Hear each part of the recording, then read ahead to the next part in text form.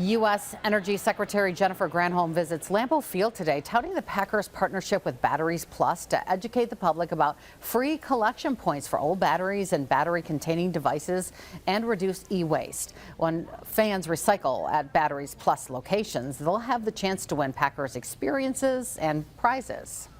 Did you know that when you recycle these materials, they're actually, because they've been processed the first time, they're actually even more pure as they go through the second time.